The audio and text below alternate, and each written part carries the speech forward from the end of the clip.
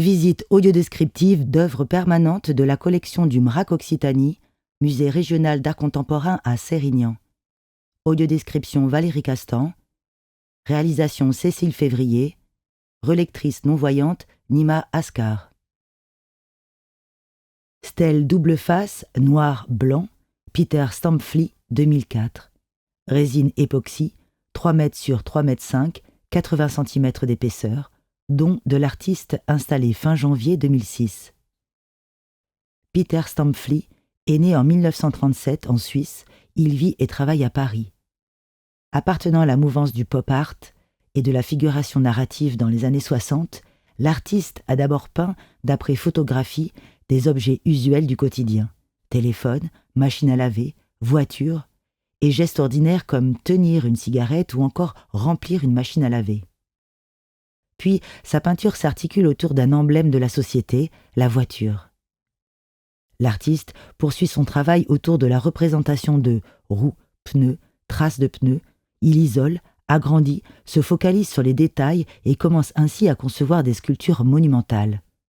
Sa sculpture stèle double face est exposée devant la façade d'un des petits côtés du bâtiment de la mairie, presque au centre d'un carré herbeux.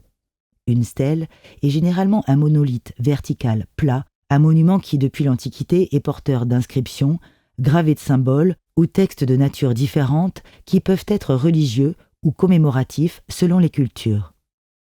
La stèle double face de Peter Stampfli est un carré en résine époxy sur armature métallique de 3 mètres de côté et 80 cm d'épaisseur, représentant un détail de pneus mis à plat à la verticale. Une des tranches est orientée vers le musée, l'autre vers un jardin d'enfants. On aperçoit une balançoire faite justement avec un pneu de voiture. Une des faces de la stèle carrée est blanche, elle est orientée vers la façade de la mairie, aux allures de masse, ancienne maison de maître du domaine viticole. Les murs sont orangés d'ocre, au 3e étage un balcon, au rez-de-chaussée une haute tonnelle. L'autre face de la stèle carrée est noire. Elle est orientée vers des buissons de bambou qui forment comme un mur végétal. Les deux faces sont sculptées, entaillées par des rainures. Les rainures sont généralement conçues pour permettre à l'eau d'être expulsée sous le pneu, améliorer l'adhérence et permettre de déterminer l'usure d'un pneu. Les détails de la bande de roulement de la stèle sont à ce point agrandis qu'ils s'apparentent à des formes géométriques. Ils font figure d'organisation abstraite, d'éléments sériels. La face blanche se compose de 8 découpes de forme rectangulaire qui se font face par 2 et se superposent en diagonale vers le haut.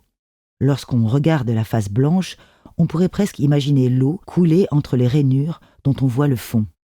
On note que la bande de roulement des deux faces de la stèle ne sont pas identiques.